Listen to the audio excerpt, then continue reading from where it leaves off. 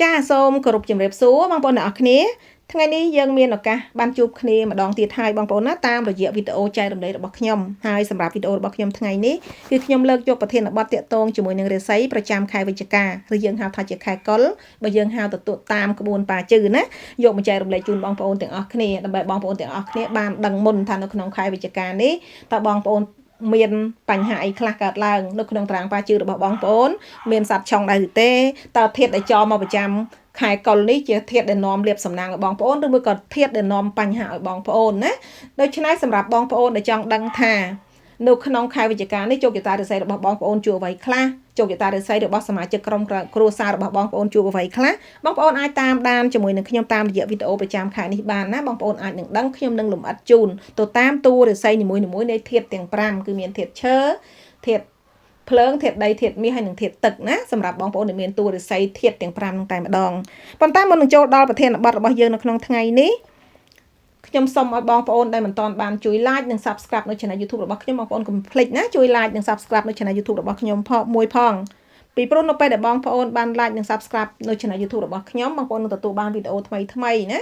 ដែលខ្ញុំនឹងធ្វើការផុសចែករំលែកជូនបងប្អូនតាក់ទងជាមួយនឹងប៉ាជឺហើយនឹងហុងស៊ុយមួយទៀតសម្រាប់បងប្អូនដែលបានមើលវីដេអូរបស់ខ្ញុំហើយបងប្អូនមានចម្ងល់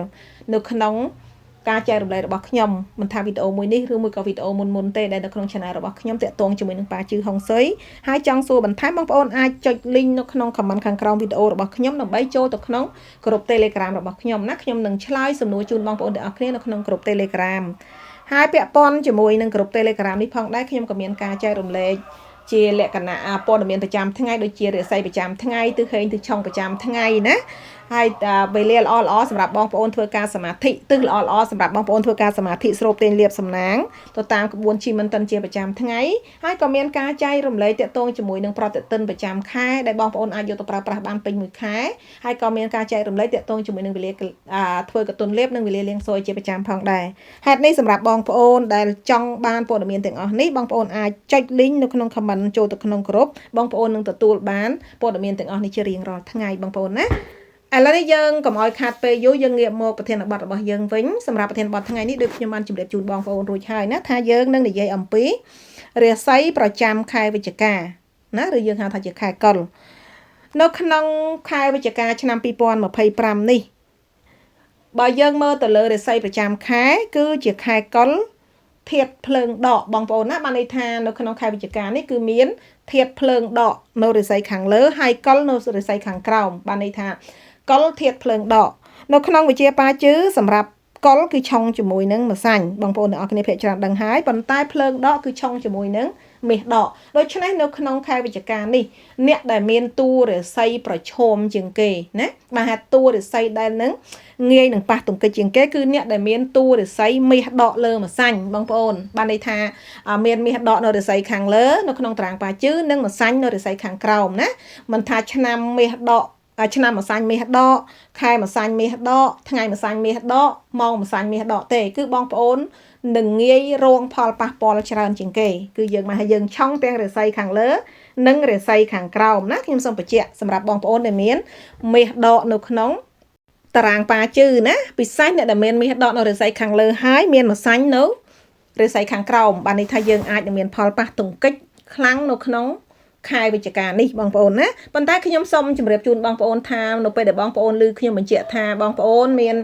មាសដកលើម្សាញ់បងប្អូនអាចនឹងប្រឈមនឹងការប៉ះទង្គិចចាបងប្អូនកុំតន់បារម្ភពីព្រោះនៅក្នុងវិជ្ជាប៉ាជឺគឺមានឆុងហេងនិងឆុងស៊យអញ្ចឹងដើម្បីឲ្យដឹងថាតើបងប្អូនដែលមានមាសដកលើម្សាញ់នេះឆុងហេងឬក៏ឆុងស៊យយើងនឹងបន្តតាមដានទាំងអស់គ្នាជាបន្តទៀតបងប្អូនណាឥឡូវនេះសម្រាប់ធាតុដែលឆុងជាមួយនឹងរាសីប្រចាំខែបងប្អូនដឹងហើយណាគឺអ្នកដែលមានតួរាសីធាតុមាសដកមិនថាមាសដកនៅតួឆ្នាំកើតមាសដកនៅលើតួខែកើតមាសដកនៅលើតួថ្ងៃកើតនិងមាសដកនៅលើតួម៉ោងកើតទេបានន័យថាគឺឆុងជាមួយនឹងធាតុភ្លើងដកប្រចាំខែវិច្ឆិកាបងប្អូនណាឥឡូវយើងចូលមកមើលរាសីដីដែលឆុងជាមួយនឹងកុលវិញម្ដងជាទូទៅនៅក្នុងវិជ្ជាប៉ាជឺគឺមានគូហាក់ហើយនិងគូឆុងណាបានន័យថាមានទាំងហាក់ទាំងមានទាំងគូឆុងសម្រាប់កុលសត្វកុលក៏ដូចជាសត្វដទៃផ្សេងទៀតដែរនៅក្នុងចំណោមសត្វទាំង12គឺមានតែងតែមាន គូដែលឆុងជាមួយនឹងស្កុលហើយក៏មានគូហាក់ដែរបាននេះសត្វទាំង12មិនថាសត្វមួយណាទេក្នុងចំណោមសត្វទាំង12ប្រចាំខែទាំង12នេះគឺតែងតែមានគូហាក់និងគូឆុងអញ្ចឹងថ្ងៃនេះយើងមកមើលគូឆុងជាមួយនឹងកុលថាតើនៅក្នុងខែវិច្ឆិកានេះតើមានគូឆុងជាសត្វអ្វីខ្លះដែលឆុងជាមួយនឹងខែវិច្ឆិកាណាសម្រាប់ទី1គឺម្សាញ់បងប្អូនភាគច្រើនបានដឹងហើយបានន័យថា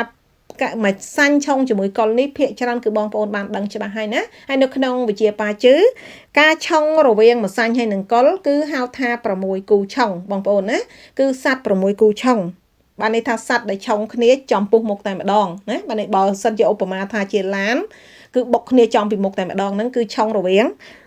កុលហើយម្សាញ់ហើយតកតងជាមួយនឹងធម្មពលដែលឆុងរវាងកុលនិងម្សាញ់នេះគឺតកតងជាមួយនឹងការផ្លាស់ប្ដូរដ៏ធំផ្លាស់ប្ដូរភ្លាមដោយអត់បានព្រៀងទុកណាហើយមួយទៀតហ្នឹងគឺជាការបែកបាក់ដែលយើងហៅថាឆុងបែកបាក់ឆុងមានការផ្លាស់ប្ដូរនេះគឺជាអតិពល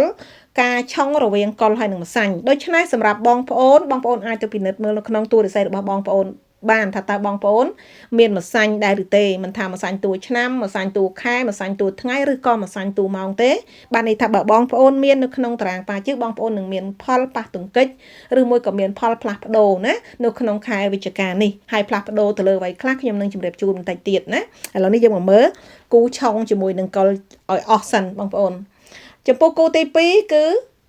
កុលឆុងជាមួយនឹងវកបងប្អូនណាបានន័យថាសត្វវកនៅក្នុងខែវិច្ឆិកានេះក៏ឆុងជាមួយនឹងកុលដែរដូច្នេះសម្រាប់បងប្អូនដែលមានវកនៅក្នុងតារាងមិនថាតួឆ្នាំតួខែតួថ្ងៃឬតួម៉ោងទេក៏មានផលប៉ះពាល់នៅក្នុងខែវិច្ឆិកានេះដែរសម្រាប់ការឆុងរវាងវកហើយនឹងកុលនៅក្នុងវិជាបាជឺគឺគេហៅថាឆុងហើយបងប្អូនហើយឆុងហើយនេះផងដែរអតិពលដែលប៉ះពាល់គឺតកតងជាមួយនឹងការដែលមានគេលាបពណ៌ទម្លាក់កំហុសឲ្យយើងណាបើយើងមាននៅក្នុងតារាងបាជឺបងប្អូនណានិយាយបង្ខូចបង្កាច់បង្កើតរឿងចោតប្រកាន់នៅអ្វីដែលយើងមិនបានធ្វើឲ្យយើងមានបញ្ហាតាក់ទងជាមួយនឹងការដែលគេលាបពណ៌ឲ្យគេទម្លាក់កំហុសឲ្យដោយរឿងដែលយើងមិនបានធ្វើអញ្ចឹងបើបងប្អូនមានវកណានៅក្នុងតួរិស័យបងប្អូនត្រូវតែប្រុងប្រយ័ត្នគ្រប់សកម្មភាពគ្រប់ការនិយាយស្ដីជួនកាលយើងអត់បានធ្វើអីក៏គេនិយាយដើមដែរអញ្ចឹងតាក់ទងជាមួយនឹងវកនេះមិនថាតួឆ្នាំតួខែតួថ្ងៃឬតួម៉ោងទេគឺមានផលប៉ះពាល់ដូចគ្នាណានឹងពាក់ព័ន្ធជាមួយនឹងការឆុងរវាងវកហើយនឹងកុលគឺឆុងតាក់ក្នុងលក្ខណៈមួយដែលគេទម្លាក់កំហុសឲ្យយើងអញ្ចឹងគួរតែប្រុងប្រយ័ត្នសម្រាប់បងប្អូនដែលកំពុងធ្វើកិច្ចការអីក៏ដោយណាចំណែកឯគូឆុងទី3គឺខាលឆុងជាមួយនឹងកុលបងប្អូនកុលឆុងជាមួយនឹងខាលណាសម្រាប់កុលឆុងជាមួយនឹងខាលនេះនៅក្នុងវិជាបាជឺគឺគេហៅថាឆុងភួរឆុងភួរនេះគឺតកតងជាមួយនឹងការផ្លាស់ប្ដូររឿងរ៉ាវតូចណាហើយនឹងការដែលគេហៅថាមានរឿងរកម្មរកុសប៉ុន្តែអត់ធំទេគ្រាន់ថារឿងរកម្មរកុសរឿងមិនរលូនណាធ្វើអីចេះតែមានឧបសគ្គចេះតែមានការរាំងស្ទះនៅក្នុងកិច្ចការរបស់យើងការអនុវត្តការងាររបស់យើងអនុវត្តផែនការរបស់យើងហ្នឹងគឺតែងតែមានការរាំងស្ទះមិនរលូនដូចខែផ្សេងទេណាដូច្នេះសម្រាប់បងប្អូនដែលមានខាក្នុងតារាងខែនេះអាចនឹងមានភាពរកម្មរកុសច្រើនបានន័យថាបញ្ហាក៏មានរឿងល្អក៏មានទាំងគុណមានទាំងទោសនឹងពាក់ព័ន្ធជាមួយនឹងការឆុងភួរឆុងរវាងកុលហើយនឹងខាលបងប្អូនណាហើយបន្ទាប់ពីសัตว์ដែលឆុងចំពោះគ្នាមួយហើយនៅក្នុងខែវិច្ឆិកានេះក៏មានការឆុងមួយបែបទៀតដែលយើងហៅថាឆុងសាមហ៊ីងបងប្អូនណាឆុងសាមហ៊ីងនេះគឺជាឆុងបែបលក្ខណៈសัตว์3ជួបគ្នា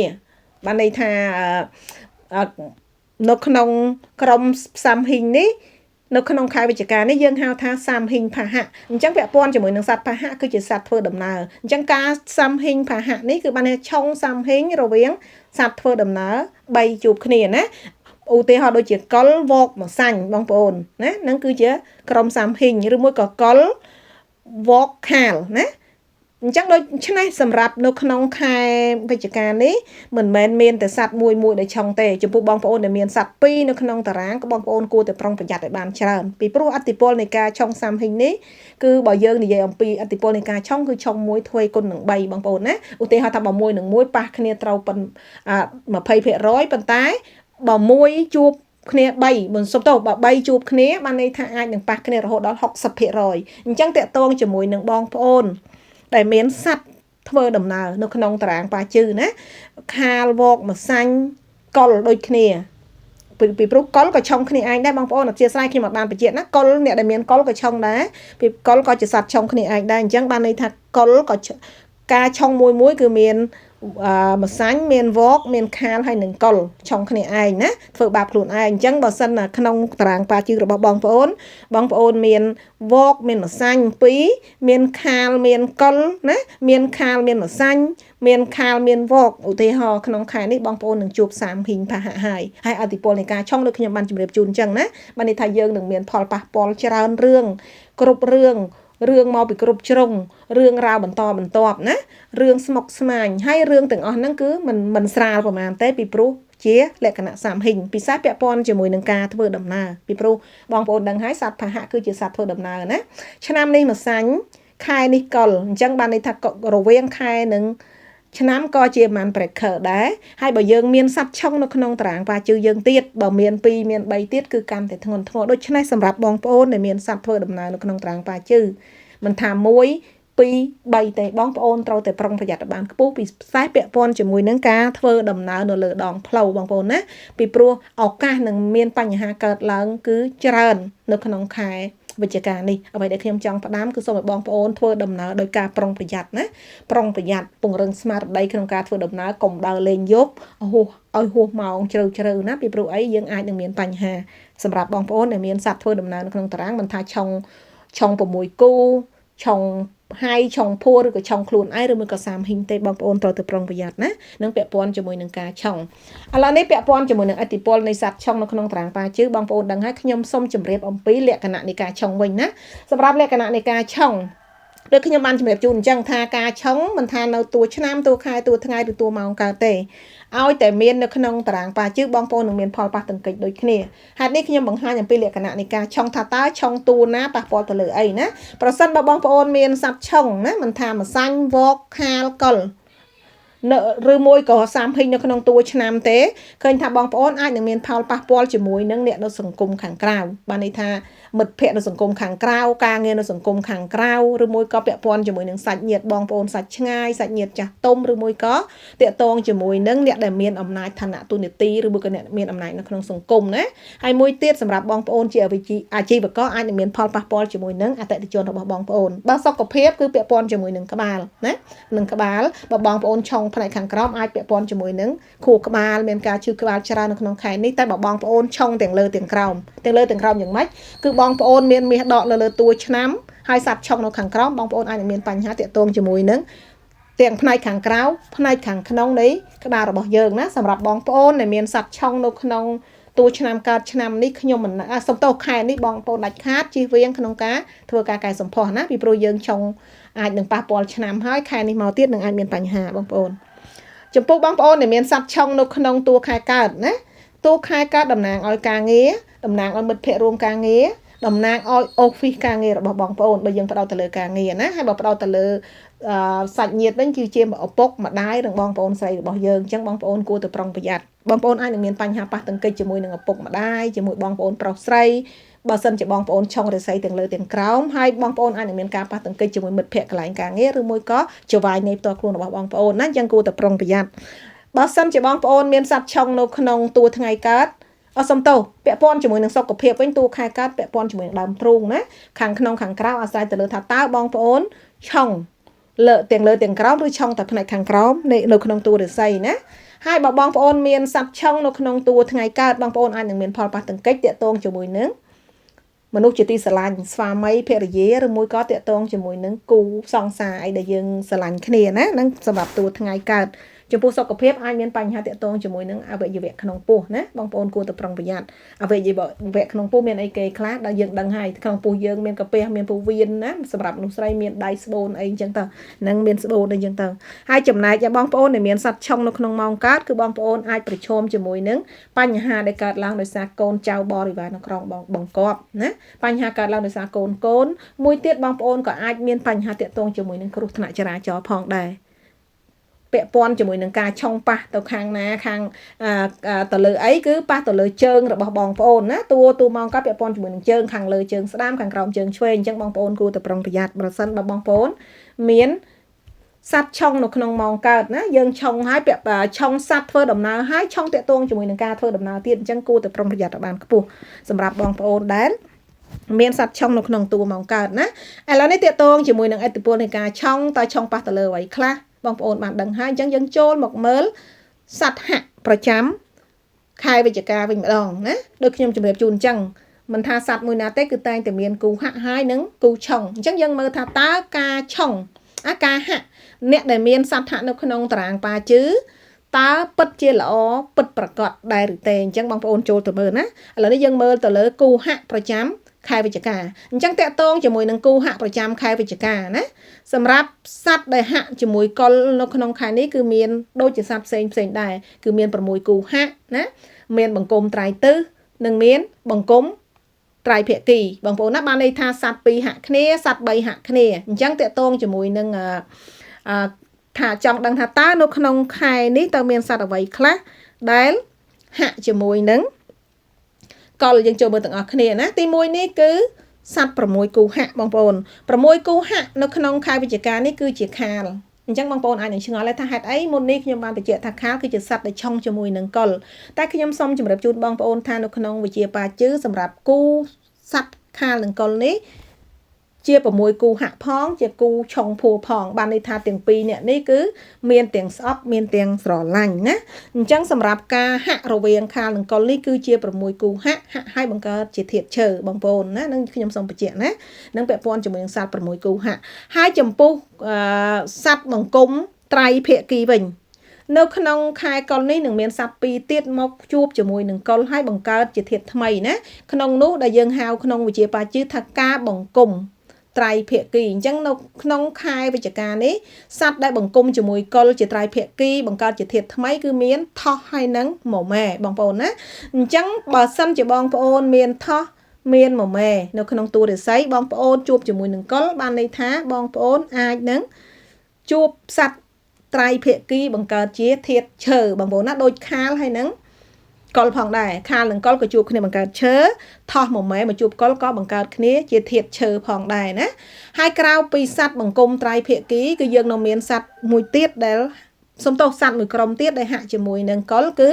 សัตว์ដែលហាក់ជាមួយនឹងកុលបង្កើតជាធាតុទឹកដែលយើងហៅថាបង្គំត្រៃទិសឬមួយក៏សัตว์រដូវតែមួយក្នុងនោះគឺមានជូតហើយនឹងឆ្លូវណាអញ្ចឹងបើសិនជាបងប្អូនមានជូតបងប្អូនមានឆ្លូវនៅក្នុងតារាងប៉ាជឺបានន័យថានៅក្នុងខែវិច្ឆិកានេះបងប្អូននឹងជួបសัตว์កុលហើយសัตว์កុលប្រចាំខែមកជួបសัตว์នៅក្នុងតារាងប៉ាជឺរបស់បងប្អូនបង្កើតជាធាតុទឹកណាបងប្អូននេះគឺជាសัตว์ហៈបង្គំត្រៃទិសនឹងខ្ញុំសូមជម្រាបជូនបងប្អូនទាំងអស់គ្នាណាអញ្ចឹងយើងមកមើលថាតើសัตว์ដែលហៈការដែលយើងមានសัตว์ហៈនៅក្នុងតារាងប៉ាជឺតើពិតជាល្អដែរឬទេខ្ញុំសូមបញ្ជាក់បងប្អូនណាសម្រាប់បងប្អូនដែលមានសัตว์ហៈមិនថាខាលមិនថាថោះមិនថាមមែណាមិនថាជូតមិនថាឆ្លូវនៅក្នុងតារាងប៉ាជឺទេនៅពេលដែលយើងជួបកុលយើងនឹងបង្កើតជាធាតុថ្មីមួយទៀតឧទាហរណ៍ខាលជួបជាមួយនឹងកុលបង្កើតជាធាតុឈើថោះមមែបង្កើតជាជួបជាមួយកុលបង្កើតជាធាតុឈើបើមានតែថោះក៏ពាក់កណ្ដាលហៈមុខបង្កើតជាឈើបើមានតែមមែក៏ពាក់កណ្ដាលហៈក្រោយបង្កើតជាឈើបើមានជូតហើយនឹងឆ្លូវក៏បង្កើតជាទឹកណាហៈបង្កើតជាទឹកអញ្ចឹងបើសិនជាយើងចង់ដឹងថាតើការហៈនេះល្អសម្រាប់យើងដែរឬទេបងប្អូនមើលថាតើរាសីរបស់បងប្អូនត្រូវការធាតុដែលហៈចូលមកនឹងដែរឬទេណា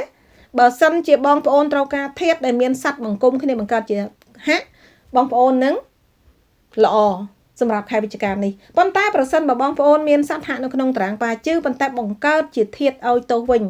បងប្អូនក៏អាចនឹងមានបញ្ហាដែរណាអញ្ចឹងខ្ញុំសូមជម្រាបជូនបងប្អូនថាការហៈមិនមែនល្អទាំងអស់ទេបងប្អូនណាប៉ុន្តែការឆុងក៏មិនអាក្រក់ទាំងអស់ដែរដូចខ្ញុំជម្រាបខាងមុខហើយថាឆុងក៏មានឆុងខេងឆុងស៊យដែរអញ្ចឹងពាក់ព័ន្ធជាមួយនឹងការវិភាគទៅលើតារាងរបស់បងប្អូនបើបងប្អូនចង់លំអិតថាតើខែវិច្ឆិកានេះតើបងប្អូនដែលមានសัตว์ឆុងល្អមិនល្អណាហើយបើមានសัตว์ហៈល្អមិនល្អតើតែបងប្អូនដឹងអំពីធាតុដែលចចូលមកធាតុដែលបង្គំសัตว์ហើយបង្កើតជាធាតុថ្មីហ្នឹងជាធាតុឲ្យគុណឬធាតុឲ្យទោសរបស់យើងទៅយើងដឹងថាតើ នៅក្នុងខែវិច្ឆិកានេះណាតើយើងហេងឬមួយក៏សយនេះគឺជាលក្ខណៈពិសេសក្នុងការវិភាគត្រាងប៉ាជឺយើងមិនមែនគ្រាន់តែដឹងថាអូខ្ញុំមានសត្វឆុងហើយណាខ្ញុំមានម្សាញ់ខ្ញុំមានវកខ្ញុំមានខាលខ្ញុំមានកុលនៅក្នុងត្រាងប៉ាជឺហើយខ្ញុំត្រូវតែភ័យត្រូវតែបារម្ភគឺអត់ទេហើយក៏មិនមែនមានន័យថាខ្ញុំមានខាលខ្ញុំមានថោះខ្ញុំមានម៉ម៉ែខ្ញុំមានជូតខ្ញុំមានកុលសំទោសមានឆ្លៅនៅក្នុងតារាងហើយខ្ញុំត្រូវតែសប្បាយគឺអត់ទេណាអាស្រ័យទៅលើថាតើធាតុទាំងអស់នោះជាធាតុដែលនាំរឿងល្អៗឲ្យយើងឬមួយក៏ជាធាតុដែលនាំបញ្ហាឲ្យយើងនឹងខ្ញុំសូមជម្រាបជូនបងប្អូនកុំឲ្យបងប្អូនយល់ច្រឡំថាឬថាមានសត្វហាក់ល្អគឺអត់ទេណាអត់ទេនឹងខ្ញុំសូមបញ្ជាក់ឲ្យបញ្ជាក់ទៀតបងប្អូនឥឡូវតកតងជាមួយនឹងសត្វហាក់បងប្អូនបានយល់ហើយ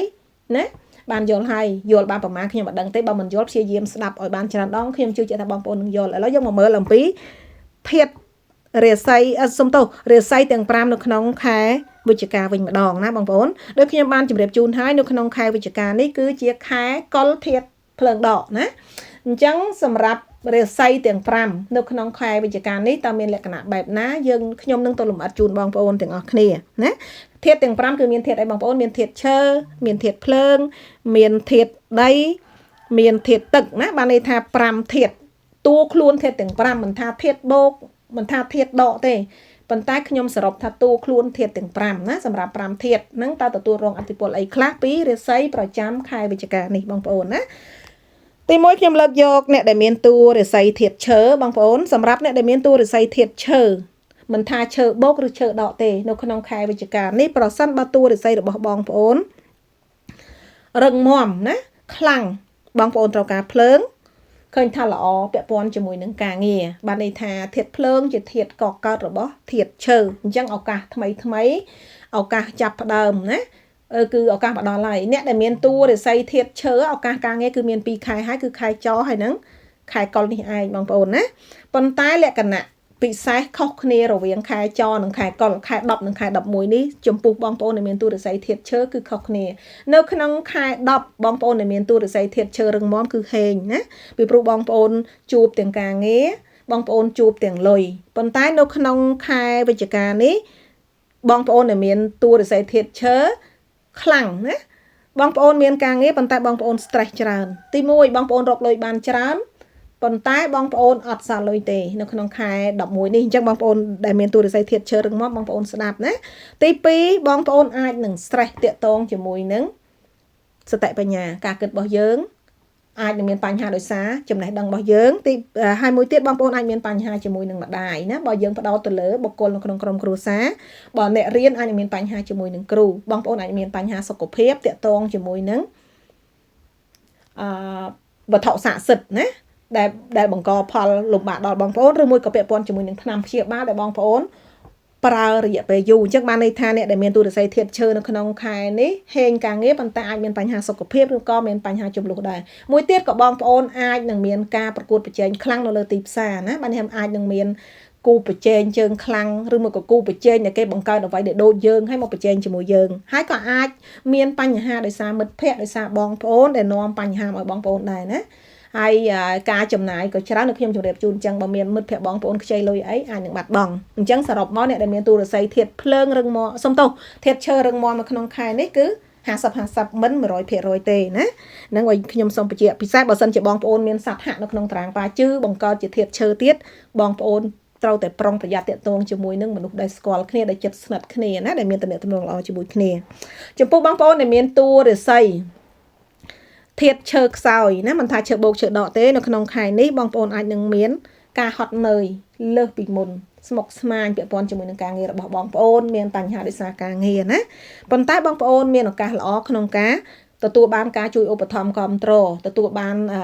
ចង់និយាយថាមានអ្នកជួយបងប្អូនអាចនឹងមិត្តភ័ក្តិអាចនឹងបងប្អូនជួយចែករំលែកការងារអីជាដើមអញ្ចឹងសម្រាប់អ្នកដែលមានតួរាសីធាតុឈើខ្សោយនៅក្នុងខែនេះក៏មិនអាក្រក់ពេកដែរបងប្អូនណាបានន័យថា50-50ប៉ុន្តែបើបងប្អូនមានសត្វដែលហាក់បង្កើតជាធាតុឈើនៅក្នុងតារាងប៉ាជឺឬមួយក៏សត្វដែលហាក់បង្កើតជាធាតុទឹកនៅក្នុងតារាងប៉ាជឺគឺអាចប្រសើរច្រើននេះសម្រាប់បងប្អូនដែលមានតួរាសីធាតុឈើណា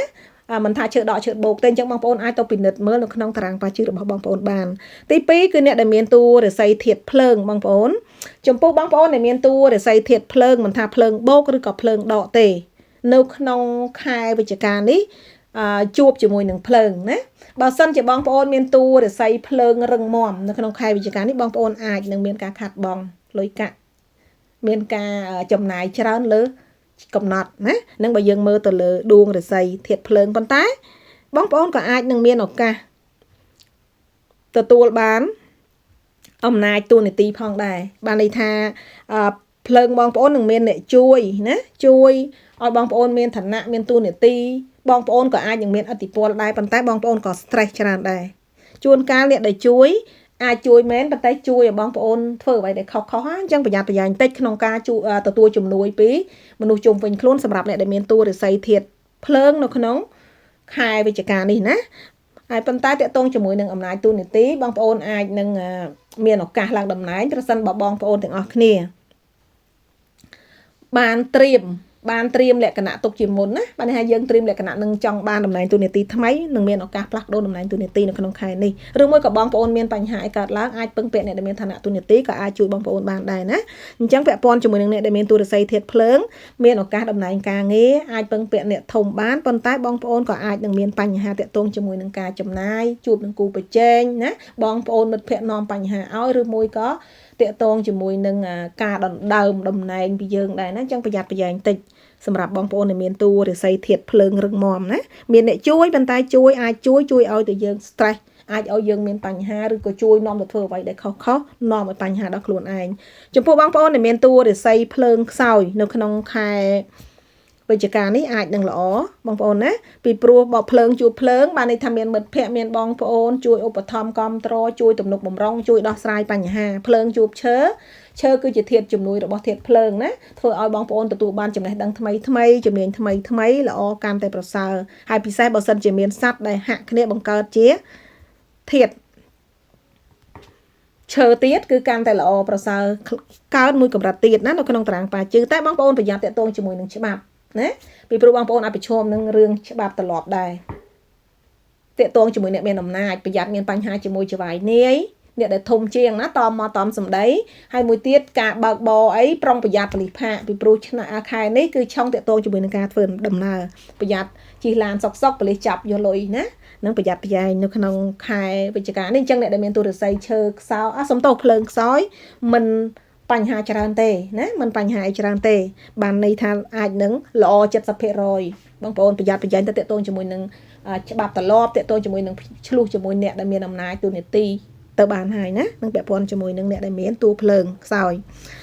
បន្តមកទៀតនេះគឺអ្នកដែលមានតួរាសីធាតុដីបងប្អូនធាតុដីណាមិនថាដីបោកដីបដកទេនៅក្នុងខែវិច្ឆិកានេះប្រសិនបើបងប្អូនមានតួរាសីរឹងមាំគឺបងប្អូនអាចនឹង stress ច្រើនណាអាចនឹង stress ច្រើនពីព្រោះធាតុដែលចរចូលមកគឺតំណាងឲ្យសតិបញ្ញាតំណាងឲ្យការគិតណាឬមួយក៏តំណាងឲ្យម្ដាយតំណាងឲ្យគ្រូតំណាងឲ្យអ្នកជួយឧបត្ថម្ភគាំទ្រនៅក្នុងខែនេះបងប្អូនអាចនឹងមានបញ្ហាតាក់ទងជាមួយនឹងការពឹងពាក់គេណាពឹងពាក់អត់បានពិសេសបើមានសត្វឆុងនៅក្នុងតារាងទៀតនឹងអាចនឹងកាន់តែយើងធ្វើឲ្យយើងមានបញ្ហាណាអ្នកដែលមានដីរឹងមាំចំណុចទី1ចំណុចទី2បងប្អូនអាចនឹងមានបញ្ហាសុខភាពណាសុខភាពដែលកើតឡើងតាក់ទងជាមួយនឹងថ្នាំពេទ្យដែលបងប្អូនប្រើយូរហើយខែនេះអាចនឹងឲ្យទោសបងប្អូន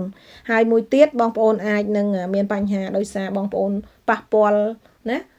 ទៅលើវត្ថុស័ក្តិសិទ្ធិណាមួយបើសិនជាព្យាបាលមិនជាទេបងប្អូនអាចបដោតទៅលើរឿងហ្នឹងណាជួនកាលយើងធ្វើអីខុសនេះបើសិនជាបងប្អូនមានជំនឿនឹងពាក់ព័ន្ធជាមួយនឹងអ្នកដែលមានតួរាសីធាតុដីប៉ុន្តែរាសីធាតុដីនៅក្នុងខែនេះមានឱកាសល្អតាក់ទងជាមួយនឹងលុយណាអាចនឹងរកលុយបានច្រើនឱកាសលុយក៏ចូលមកហើយពាក់ព័ន្ធជាមួយនឹងលុយនេះផងដែរថាលុយនឹងជាលុយអីលុយបានពីកម្លាំងការងារឬមកក៏លុយបានពីកុំចង់ណានឹងតើយើងមើលទៅលើរាសីរបស់បងប្អូនថាតើធាតុលុយនេះរាសីបងប្អូនហើយរវាងធាតុលុយនេះជាលុយអីពីព្រោះនៅក្នុងវិជាប៉ាជឿមានលុយដែលបានដោយកម្លាំងនិងលុយបានដោយជប់បានដោយងាយណាតើតែយើងមើលហើយបងប្អូនក៏មានឱកាសឡើងតំណែងតួនាទីផងដែរនៅក្នុងខែនេះណាបាននេះថាអាចនឹងមានឱកាសមានតំណែងតួនាទីផងដែរចំពោះមនុស្សស្រីក៏មានឱកាសជួបគូចំពោះមនុស្សប្រុសក៏មានឱកាសជួបគូដូចគ្នានៅក្នុងខែវិច្ឆិកានេះសម្រាប់អ្នកដែលមានតួរាសីធាតុដីណាដីរឹងមាំ ចំពោះអ្នកដែលមានតួរិស័យធាតុដីខ្សោយវិញនៅក្នុងខែនេះអាចនឹងល្អទទួលបានការជួយឧបត្ថម្ភគាំទ្រពីមនុស្សជុំវិញខ្លួនពីអ្នកមកពីចម្ងាយបងប្អូនណាប៉ុន្តែបងប្អូនអាចនឹងមានបញ្ហា stress ច្រើនទាក់ទងជាមួយនឹង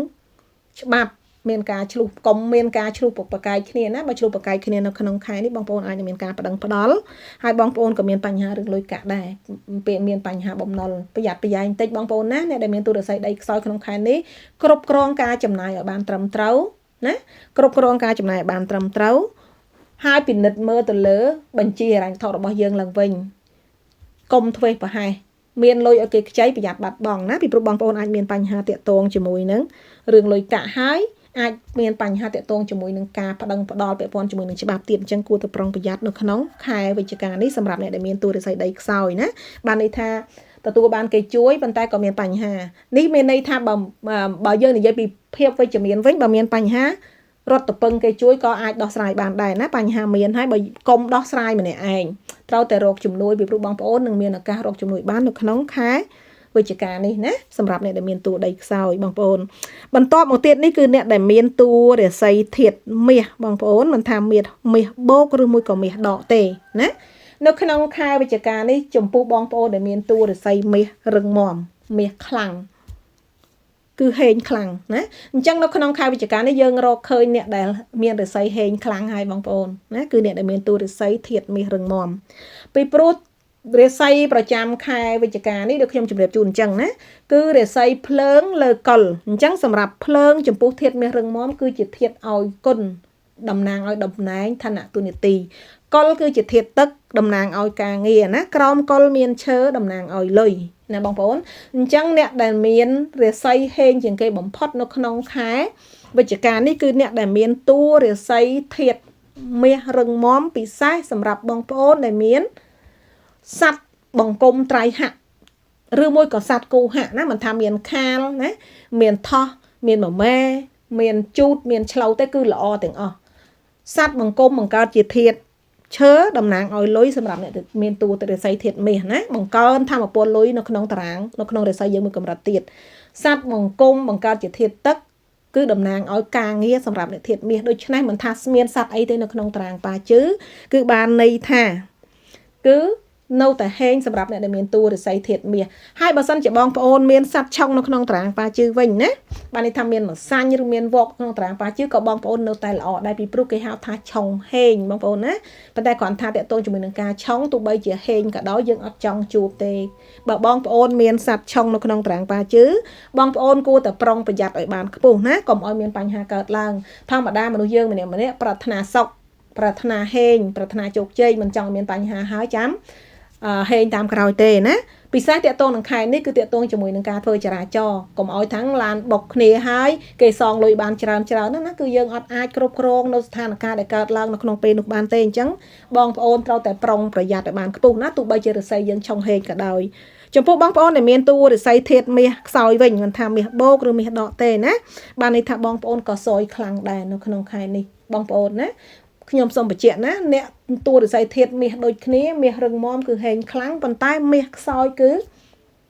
សយខ្លាំងពីព្រោះមាសខ្សោយជួបភ្លើងគឺជួបលេខឋានៈលេខអំណាចណាតំណាងឲ្យចវាយតំណាងឲ្យសម្ពាធតំណាងឲ្យច្បាប់ទលាប់បងប្អូនអាចនឹងជួបឲ្យបញ្ហាស្មុគស្មាញទាំងអស់ហ្នឹងមាសជួបទឹកគឺការងារមាសជួបឈើគឺលុយបងប្អូនអាចនឹងមានបញ្ហាតាក់ទងជាមួយនឹងលុយធ្ងន់ធ្ងរនៅក្នុងខែនេះណាប្រយ័ត្នប្រយែងពាក់ព័ន្ធការធ្វើសកម្មភាពតាក់ទងជាមួយនឹងលុយកាក់ត្រូវតែប្រុងប្រយ័ត្នសម្រាប់អ្នកដែលមានតួរាសីធាតុមាសខ្សោយមិនថាមាសដកឬមាសបូកទេណាពិសេសបើមានសត្វឆុងឬសត្វហៈនៅក្នុងតារាងប៉ាជឺក៏នាំផលលំបាកឲ្យបងប្អូនដូចគ្នាសត្វហៈបង្គំជាឈើបង្កើតជាលុយជាធាតុឲ្យទោសមានបញ្ហាដោយសារលុយសត្វហៈបង្គំជាទឹកបង្កើតជាការងារមានបញ្ហាដោយសារការងារបងប្អូនអាចនឹងមានការប្តឹងផ្ដាល់គ្នាបើមានការឡើងតឡាការអីផ្សេងបងប្អូនអាចនឹងចាញ់ក្តីគេនៅក្នុងខែនេះអ្វីដែលអាចធ្វើបានបងប្អូនគួរតែប្រុងប្រយ័ត្នឲ្យបានខ្ពស់សម្រាប់អ្នកដែលមានតួរាសីធាតុមាសខ្សោយណាមិនថាមាសបូកឬមាសដកទេខ្ញុំបញ្ជាក់ម្ដងទៀតពិសេសពាក់ព័ន្ធជាមួយនឹងការធ្វើដំណើររបស់បងប្អូនទៅមើលរាសីរបស់បងប្អូនមើលថាតើបងប្អូនមានសត្វឆុងដែរឬទេណាហើយឆុងនៅតួណាខ្ញុំបានបញ្ជាក់រួចហើយថាប៉ះពាល់ទៅលើអីហើយតាក់ទងជាមួយនឹងសុខភាពក៏ត្រូវតែប្រុងប្រយ័ត្នដែរបងប្អូនត្រូវតែប្រុងប្រយ័ត្នសរុបមកនៅក្នុងខែនេះមាស ដូចគ្នាប៉ុន្តែវាសនាខុសគ្នាបងប្អូនណាអញ្ចឹងគួរតែប្រុងប្រយ័ត្នអ្នកដែលមានតួរាសីធាតុមាសខ្សោយហើយចុងក្រោយគេនេះគឺជាអ្នកដែលមានតួរាសីធាតុទឹកបងប្អូនណាមិនថាទឹកបូកឬទឹកដកទេនៅក្នុងខែវិច្ឆិកានេះចំពោះបងប្អូនដែលមានតួរាសីរឹងមាំក៏ល្អណាស់ដែរណាទឹកត្រូវការភ្លើងទឹកត្រូវការឈើប៉ុន្តែមិនល្អដូចមាសទាំងស្រុងទេបងប្អូនពីព្រោះមានទឹកបានន័យថាបងប្អូនល្អសម្រាប់ការងារបងប្អូនមានឱកាសរកលុយបានប៉ុន្តែក៏មានការចំណាយចេញច្រើនដែរណាឧទាហរណ៍រកបានខែមុនរកបាន1000សល់1000មួយថ្ងៃស្រាប់តែខែនេះ1000ជួនកាលអាចសល់300សល់400គឺលក្ខណៈបែបហ្នឹងពីព្រោះនៅក្នុងខែនេះថ្មីត្បិតតែដួងរបស់បងប្អូនហេងប៉ុន្តែបងប្អូនមានគេហៅថាគូប្រជែងណាមានអ្នកនាំរឿងឲ្យបងប្អូនចំណាយមានការចំណាយដែលឥតព្រៀងទុកអញ្ចឹងបងប្អូនគួរតែប្រុងប្រយ័ត្នណាបានន័យថាយើងហេងតាក់ទងជាមួយនឹងធាតុនឹងសត្វប្រចាំខែសុំទោសធាតុនឹងសត្វនឹងធាតុក្រោមសត្វមួយចំណាយប៉ុន្តែក៏តំណាងឲ្យការដណ្ដើមលាភខ្លាំងដែរបងប្អូនមិនត្រូវការទឹកឃើញថាអាចមានបញ្ហាច្រើននៅក្នុងខែនេះពិសេសពាក់ព័ន្ធជាមួយនឹងការចំណាយចេញបងប្អូនណាអញ្ចឹងប្រុងប្រយ័ត្នទឹកក៏តំណាងឲ្យការធ្វើដំណើរដែរណាអញ្ចឹងប្រុងប្រយ័ត្នឲ្យបានខ្ពស់នៅក្នុងខែនេះប្រយ័ត្នមានឧបទ្ទហេតុកើតឡើងសរុបមកហេងដែរប៉ុន្តែហេងគេហៅថាលៀបក្នុងគ្រោះណាអញ្ចឹងប្រយ័ត្នប្រយែងអ្នកដែលមានទុរស័យធាតុទឹកពិសេសអ្នកដែលមានសត្វឆុងឬមួយក៏សត្វហាក់បង្កើតជាធាតុទឹកណាបើបង្កើតជាធាតុឈើអីទេតែបង្កើតជាធាតុទឹកអាចនឹងនាំបញ្ហាកម្មតែធ្ងន់ធ្ងរបន្ថែមទៀតមួយកម្រិតទៀតនៅក្នុងវាសនារបស់បងប្អូនណាសត្វអីបង្កើតជាធាតុទឹកខ្ញុំបានប្រាប់រួចហើយ